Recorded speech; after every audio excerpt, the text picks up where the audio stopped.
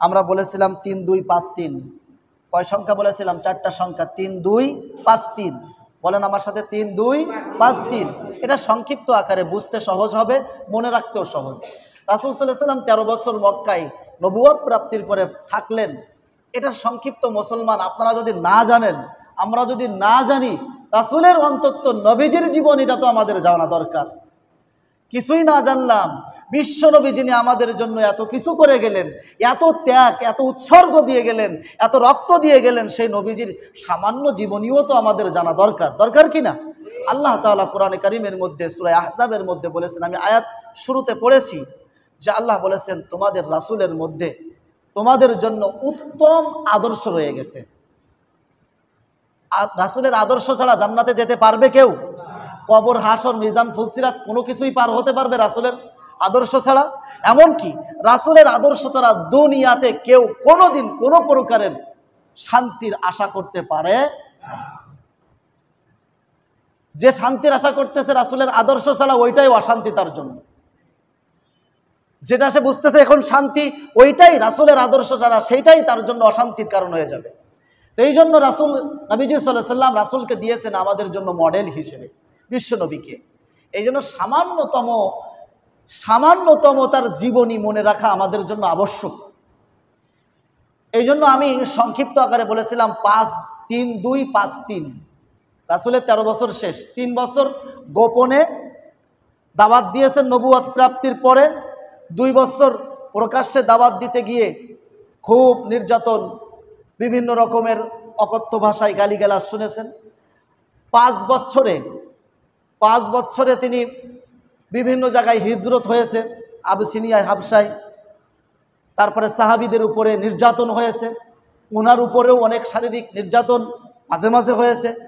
এরপরে রাসূল সাল্লাল্লাহু আলাইহি ওয়াসাল্লাম তায়েফেও গমন করেছেন এই 5 বছরের মধ্যে, 3 2 5, এই 5 বছরের মধ্যে। এরপরে শিয়াবে আবি তালেব, রাসূল যে একেবারে জেলখানায় আবদ্ধ ছিলেন, সেটাও এই 5 বছরের মধ্যে। তা নবীজি সাল্লাল্লাহু আলাইহি ওয়াসাল্লাম জেলখানায় আবদ্ধ হওয়ার পর এই 5 বছর, 3 2 5, পরবর্তী 5, এই 10 বছরের কথা আমরা এখনো শেষ করতে পারি নাই। 10 বছরের একেবারে শেষের দিকে নবীজি সাল্লাল্লাহু আলাইহি ওয়াসাল্লাম 10তম বছরে বলেছিলাম তার প্রিয়, সবথেকে তার সাহায্যকারী দুনিয়ার মধ্যে যে 2 জন, তার একজন হলো তার চাচা, যিনি কালেমা পড়ার নসিব তার হয় নাই, আবু তালেব। আর একজন হলো নবীজি সাল্লাল্লাহু আলাইহি সাল্লামের সহধর্মিনী হযরত খাদিজাতুল কুবরা রাদিয়াল্লাহু তাআলা আনহা। এই 2 জন মক্কায় সবথেকে বড় সাহায্যকারী ছিলেন। বাহিরের সাহায্য করতেন রাসূলকে চাচা আবু তালেব, আর ভিতরে সান্ত্বনা দিয়ে সাহায্য করতেন কে? খাদিজাতুল কুবরা রাদিয়াল্লাহু তাআলা আনহা। কথা বলেন আমার সাথে, খাদিজাতুল কুবরা রাদিয়াল্লাহু তাআলা আনহা। উনি শুধু সান্ত্বনা দিয়ে নয়, উনি টাকা পয়সা অর্থকড়ি দিয়েও সাহায্য করেছেন রাসূলকে। সম্মানিত মুসল্লি ভাইয়েরা, এই 2 জন ব্যক্তি যখন মারা গেলেন, নবীজি সাল্লাল্লাহু আলাইহি ওয়াসাল্লামের দুনিয়াতে সাহায্য করার মতো লোক কমে গেল।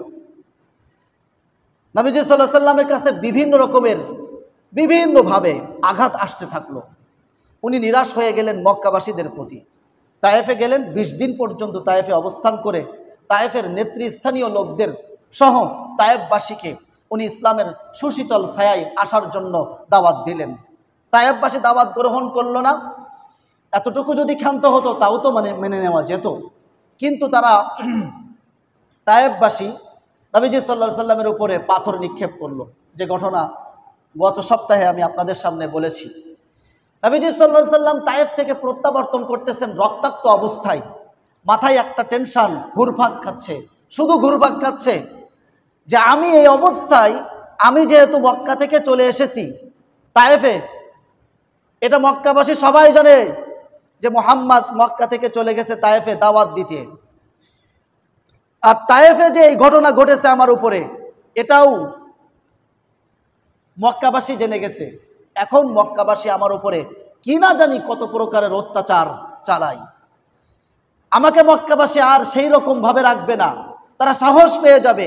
তায়েফ যেহেতু আমাকে মেরেছে, তারা সাহস পেয়ে যাবে এখন মারতে। নবীজি সাল্লাল্লাহু আলাইহি সাল্লাম এই চিন্তা করতেছেন, আর মক্কার দিকে আস্তে আস্তে হাঁটি হাঁটি পা পা করে অগ্রসর হচ্ছেন। হঠাৎ একটা জায়গায় নবীজি সাল্লাল্লাহু আলাইহি ওয়াসাল্লাম নবীজি সাল্লাল্লাহু আলাইহি ওয়াসাল্লাম নামাজে দাঁড়ালেন। নামাজে দাঁড়ানোর পর আল্লাহ রাব্বুল আলামিন কোরআন তেলাওয়াত শুরু করলেন।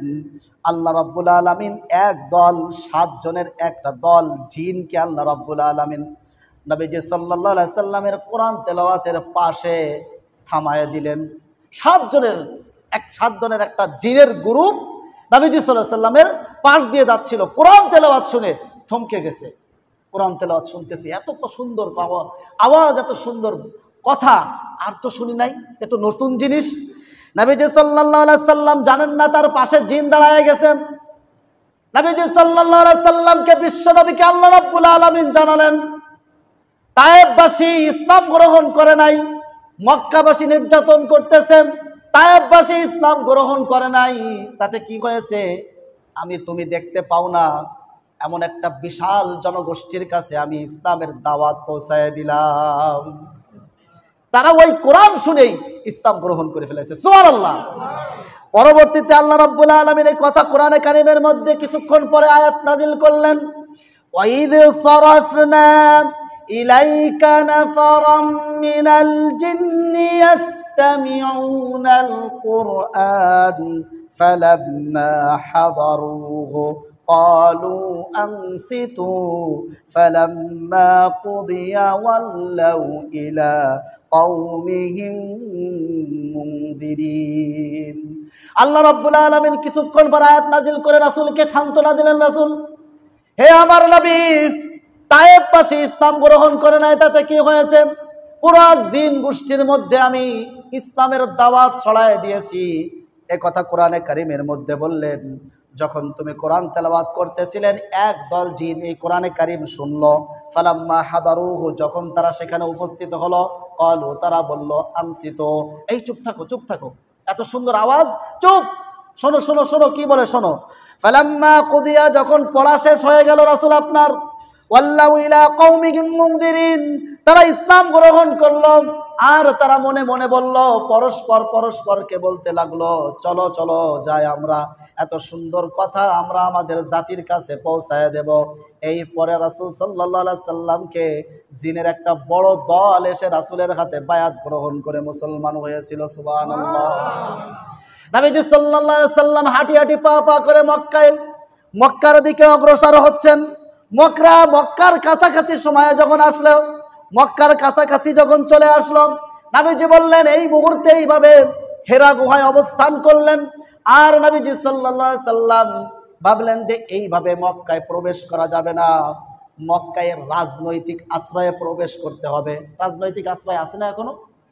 যখন এদেশে রাজনীতির কারণে থাকা যায় না, কোনো সমস্যা হয়, রাজনৈতিকভাবে কোনো সমস্যা হয়, বিভিন্ন দেশ রাজনৈতিক আশ্রয় দেয় কি দেয় না? তো রাসূল সাল্লাল্লাহু আলাইহি সাল্লাম রাজনৈতিক আশ্রয় চাইলেন হেরা গুহা থেকে। হেরা গুহায় এসে অবস্থান নিলেন।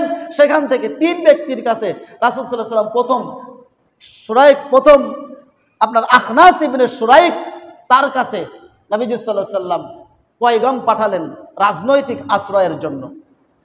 আখনাস ইবনে শুরাইক প্রত্যাখ্যান করল না, আমি কুরাইশদের বিপক্ষে তোমাকে আশ্রয় দিতে পারবো না। খুব খেয়াল করেন, তখনের জামানায় কেউ যদি কাউকে আশ্রয় দিত আর যদি ঘোষণা করত সে আমার আশ্রয়ে, যত বড়ই শত্রু হোক আপনার, তার দিকে চোখ তুলে তাকানোর কোনো সুযোগ ছিল না।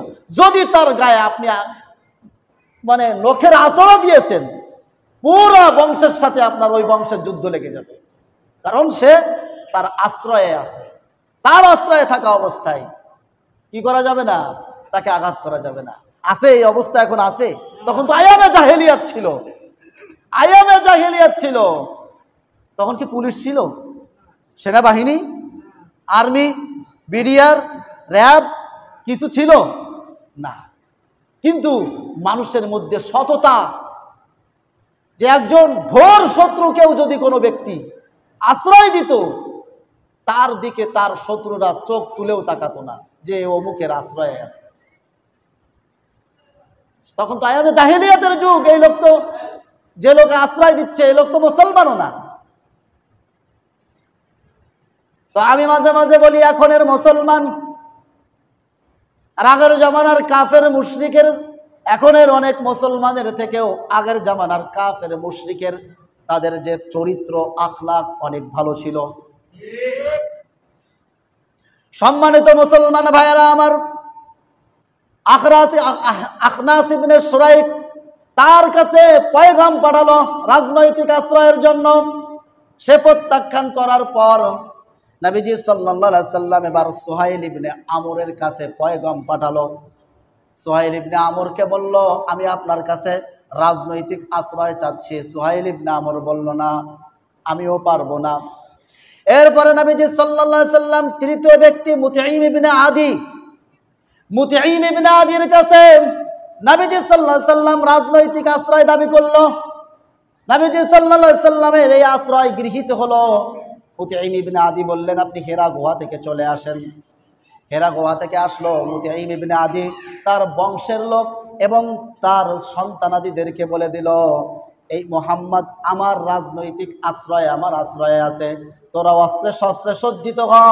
মুহাম্মদকে বলল, তুমি সর্বপ্রথম কাবা প্রান্তরে যাবে, কাবা শরীফ তওয়াফ করবে, কাবা শরীফের গিলাফ ধরবে, তুমি যা ইচ্ছা সেভাবে করবে।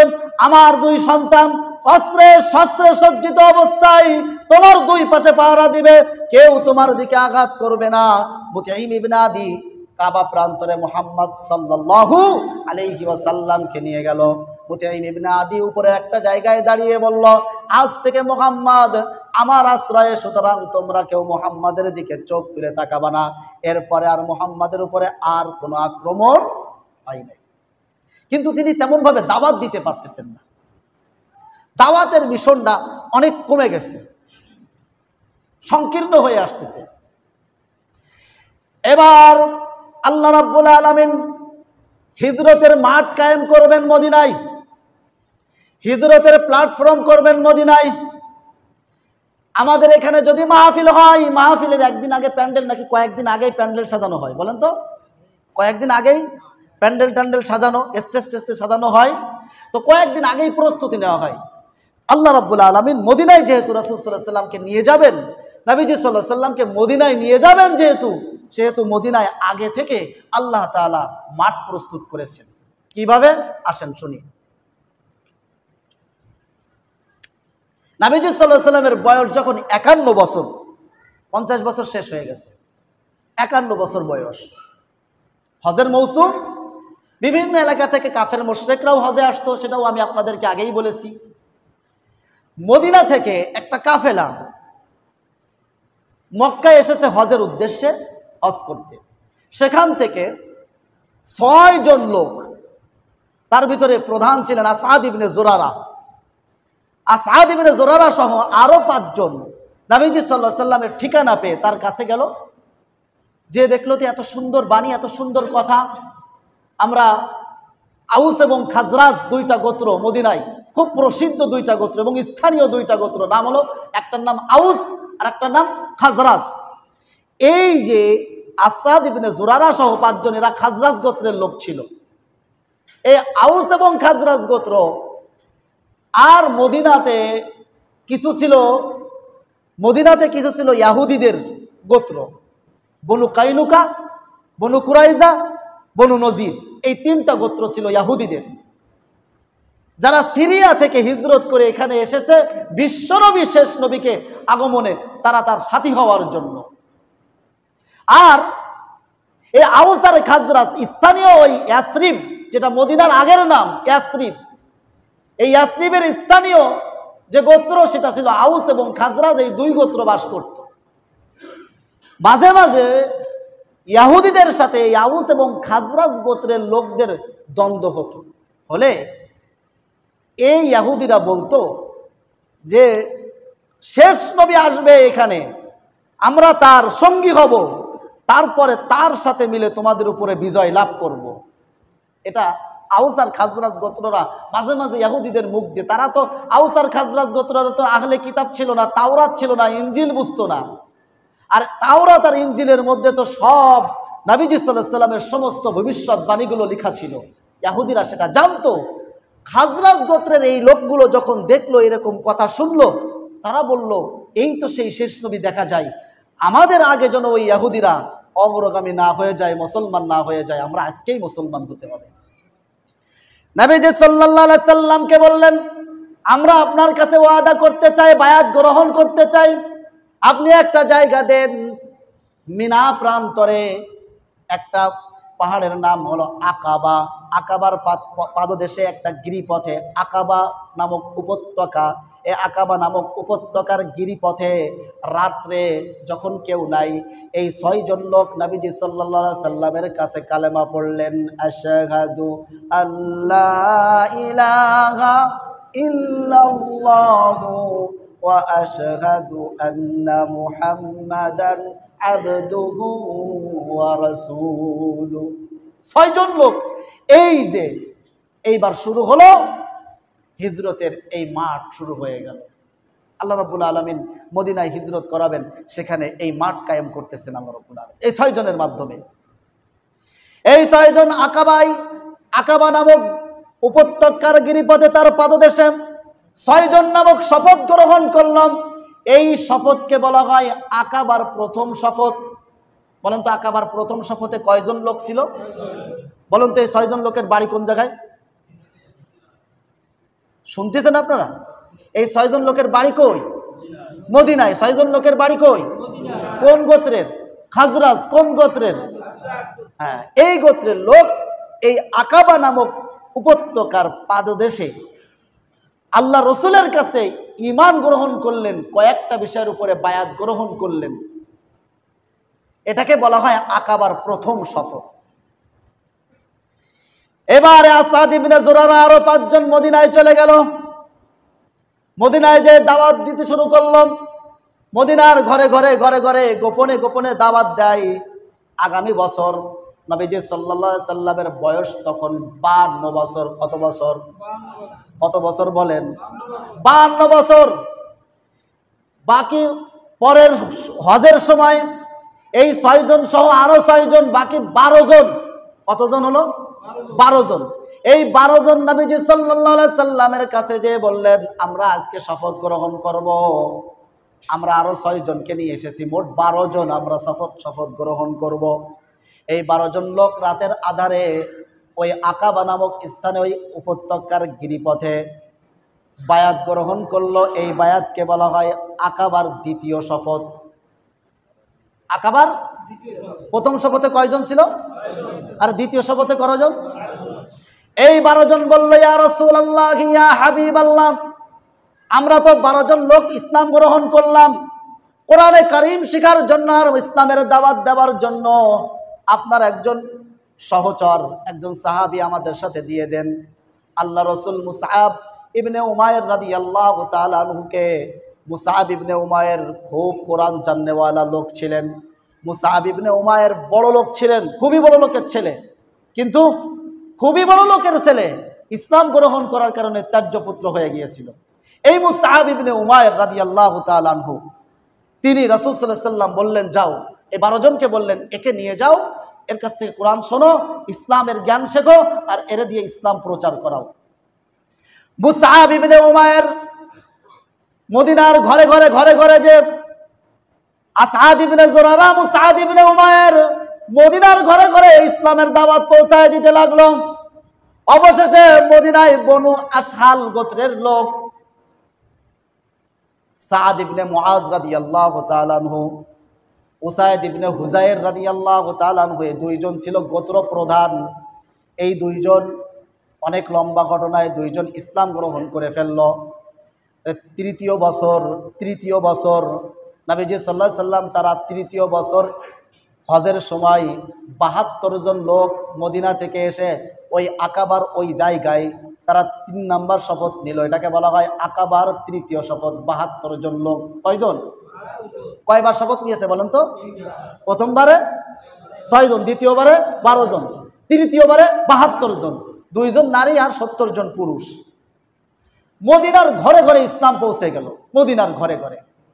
এর আগে দ্বিতীয় 52তম বছরে নবীজি সাল্লাল্লাহু আলাইহি সাল্লাম যেহেতু 1 বছর পরে হিজরত করবেন, আর 1 বছর পরে নবীজি সাল্লাল্লাহু আলাইহি সাল্লাম রাষ্ট্রপ্রধান হবেন, তিনি রাষ্ট্র পরিচালনা করবেন, রাষ্ট্রনায়ক হবেন, রাজনীতি করবেন, ইসলামী রাজনীতি ছড়িয়ে দিবেন, সমস্ত পৃথিবীতে ইসলাম ছড়ায় পড়বে।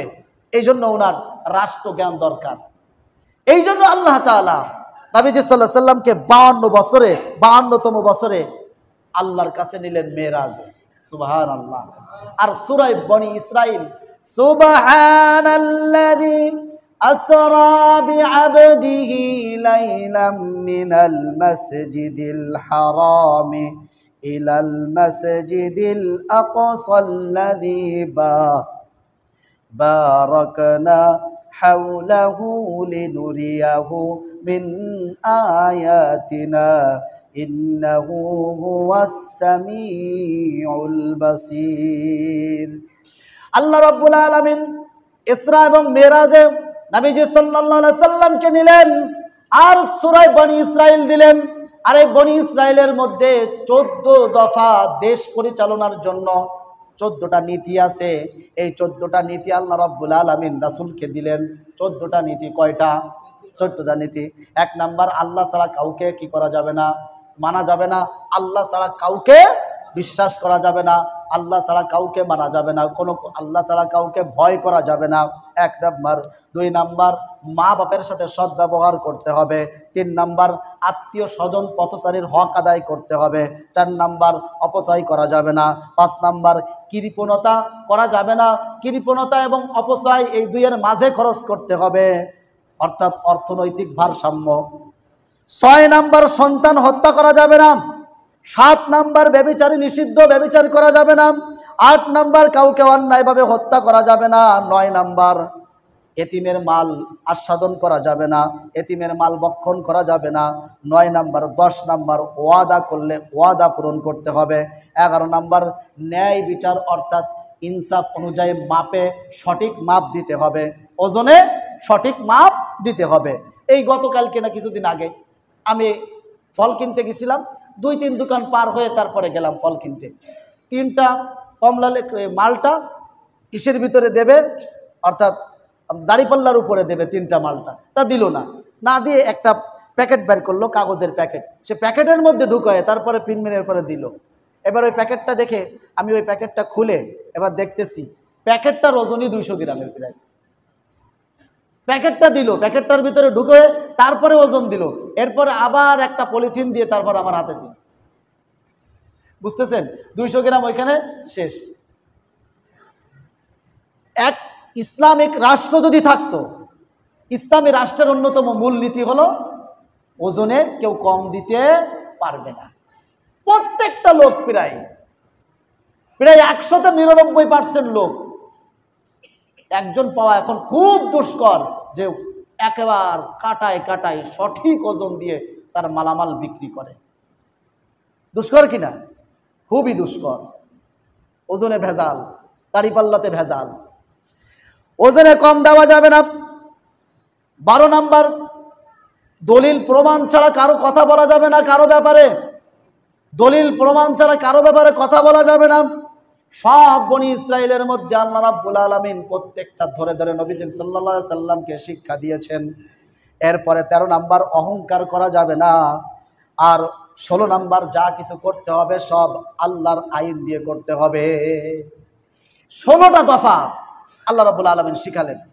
এরপরে 3য় নাম্বার, শপথে 72 জন নবীজি সাল্লাল্লাহু আলাইহি সাল্লামকে 2য় বছর থেকেই মদিনাবাসী বললেন, ইয়া রাসূলুল্লাহ, আপনি আমাদের ওইখানে চলেন, আমাদের ওইখানে আমরা আপনাকে নিরাপত্তা দেব, আমরা আপনাকে সব কিছু দেখে শুনে রাখবো, কোনো সমস্যা হবে না।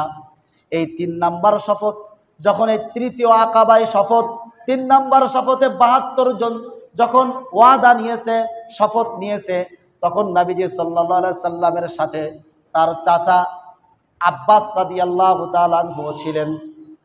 কে ছিলেন? আব্বাস রাদিয়াল্লাহু তাআলা। তিনি দাঁড়ালেন, দাঁড়িয়ে বললেন যে আমার একটা কথা আছে ওই 72 জনের সামনে, যে তোমরা তো আমার ভাতিজা মুহাম্মদ, এই যে মক্কায় জন্মগ্রহণ করেছে, মক্কায় এখনো আছে, সে নির্যাতন গ্রহণ করুক আর যাই করুক, সে তো আমাদেরই সন্তান, তার তো আমরা রক্তের সম্পর্কের মানুষ এখানে আছি, তার সাথে আমরা আছি। কিন্তু তোমরা যে মদিনায় নিয়ে যেতে চাচ্ছ, এই মদিনায় নিয়ে গেলে তার তো সেখানে রক্তের সম্পর্কের কেউ নেই, সুতরাং তোমরা তাকে কিভাবে সহযোগিতা করবে? তোমরা কি তাকে তোমাদের জান এবং মালের মতো তোমরা কি তাকে দেখে শুনে রাখতে পারবে? ওই ৭২ জনের মধ্যে যারা যুবক ছিল তারা দ্বারতহীন কণ্ঠে বলল, শোনো আব্বাস, আমরা আমাদের জান এবং মালকে যেভাবে আমরা রক্ষা করি, সংরক্ষণ করি, আমরা এই জান এবং মালের চাইতেও আপনার ভাতিজা মুহাম্মদকে তার থেকেও বেশি সংরক্ষণ করব। সুবহানাল্লাহ। শুধু মুহাম্মদকে না, মুহাম্মাদের সঙ্গী সাথীদেরকেও আমরা তার থেকে বেশি সংরক্ষণ করে রাখবো। নবীজি সাল্লাল্লাহু আলাইহি সাল্লাম এরপরে বললেন, ঠিক আছে তোমরা যাও, আমি দেখতেছি। এরপরে ফিরে আসলেন আকাবার শপথে, তারা চলে গেল মদিনায়। এবার নবীজি সাল্লাল্লাহু আলাইহি সাল্লাম মক্কার মুসলমানদেরকে বলে দিলেন যে আমরা হিজরত করব, তোমরা যার যা পারো সেখানে সেইভাবে হিজরত করে মদিনায় চলে যাও। এই ঘোষণার পরে মুসলমানেরা, নবীজি সাল্লাল্লাহু আলাইহি সাল্লামের 53 বছর চলতেছে, মুসলমানেরা রাত্রেবেলা, দিনের প্রকাশ্যে রজনীতে না, রাত্রে 1 জন 2 জন 3 জন করে ছোট ছোট কাফেলা করে সবাই মদিনার দিকে ছুটেছে, সবাই হিজরত করতেছে। শুধুমাত্র কেবলমাত্র হযরত ওমর রাদিয়াল্লাহু তাআলা আনহু ব্যতীত সবাই গোপনে হিজরত করে মদিনায় চলে যাচ্ছে। ওমর রাদিয়াল্লাহু তাআলা আনহু দেখলেন, না, আমি খাত্তাবের ছেলে ওমর, আমি গোপনে হিজরত করব না। ওমর রাদিয়াল্লাহু তাআলা আনহু 20 জনের একটা কাফেলা নিয়ে কাবা চত্বরে আসলেন। কাবা চত্বরে এসে একটা ভাষণ দিলেন, কার সন্তানকে এতিম বানাতে চাও আমার সামনে আসো, কার মাকে সন্তান হারা করতে চাও, কার স্ত্রীকে স্বামী হারা বিধবা করতে চাও, আমার সামনে আসো। আমি ওমর খাত্তাবের ছেলে, এখন হিজরত করতেছি মদিনার দিকে, আমার সামনে বাধা হয়ে দাঁড়াও। কেউ সেই দিন বাধা হয়ে দাঁড়ায় নাই, সবাই ফাঁকা। ওমর রাদিয়াল্লাহু তাআলা 20 জনকে নিয়ে বীর দর্পে হিজরত করলেন।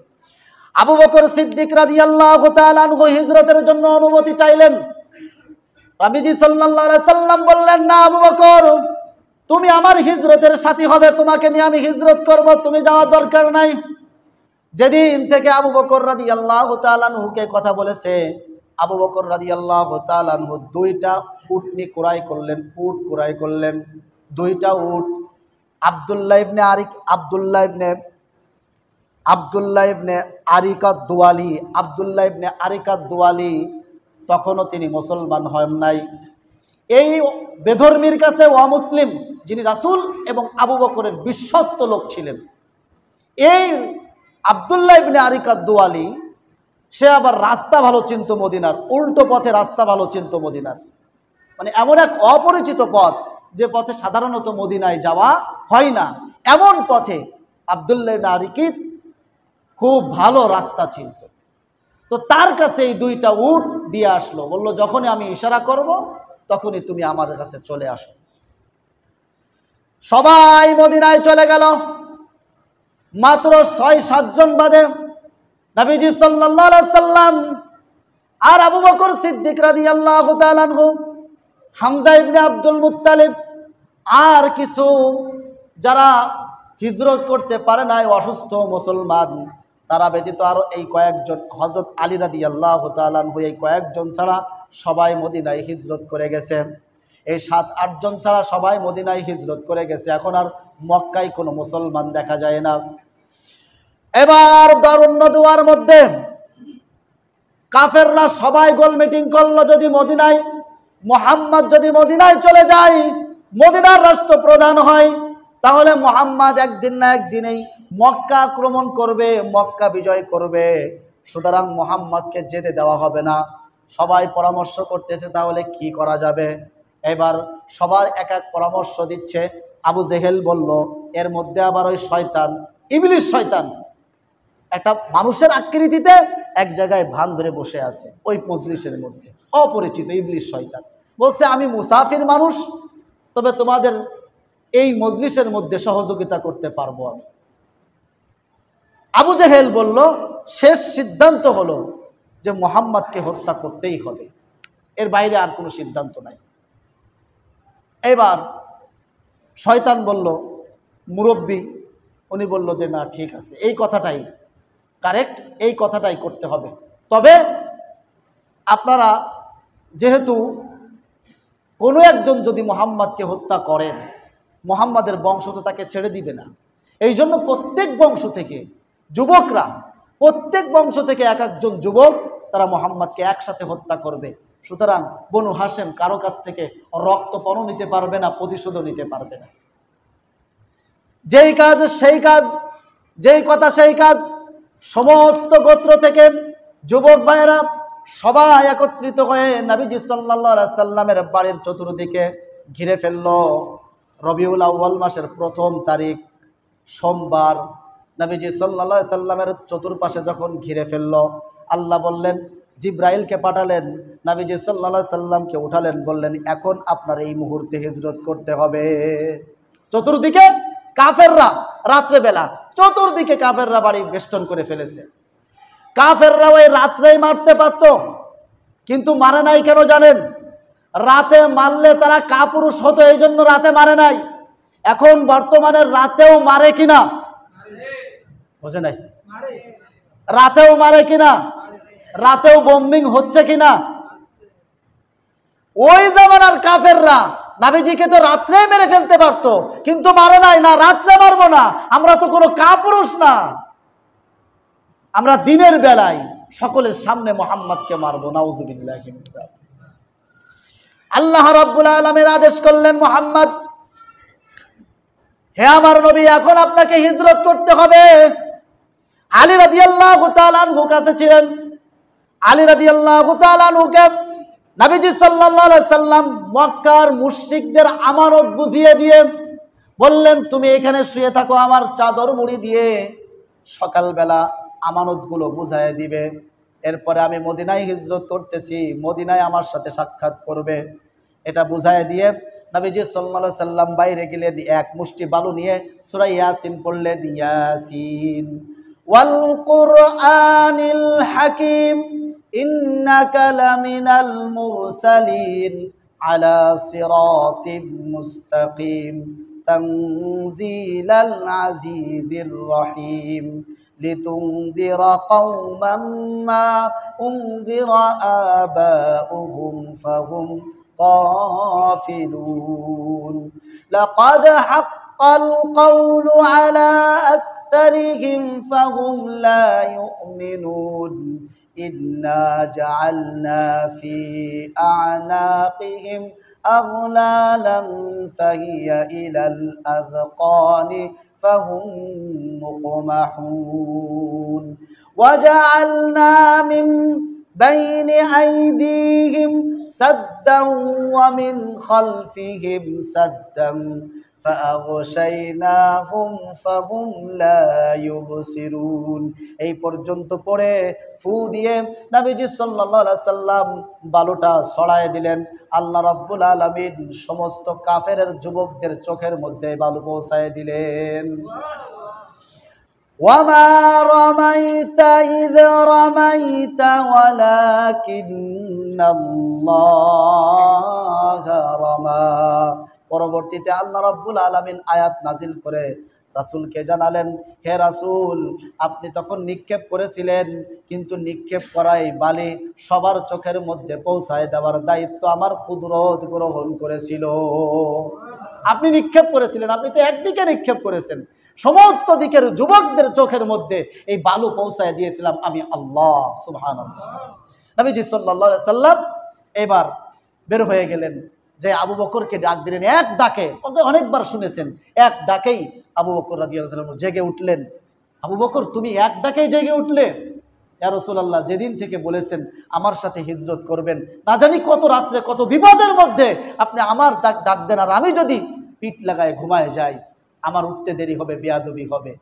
এই জন্য আমি তারপর থেকে আজ পর্যন্ত পিঠ লাগায় ঘুমাই নাই, এই দরজার সাথে হেলান দিয়ে ঘুমাইছি। সুবহানাল্লাহ। এর নামই হলো আবু বকর। সুবহানাল্লাহি ওয়া বিহামদিহি সুবহানাল্লাহিল আযীম। দুইজন এইবার মদিনা যে পথে, তার উল্টো পথে রওনা দিলেন দুইজন। ইনশাল্লাহ আগামী সপ্তাহে আমরা এখান থেকে আলোচনা শুনবো। আল্লাহ তাআলা আমাদেরকে তৌফিক দান করুক। ওয়া মা আলাইনা ইল্লাল বালাগ ওয়া আখিরু দাওয়ানা আলহামদুলিল্লাহি রাব্বিল আলামিন। আসসালামু আলাইকুম ওয়া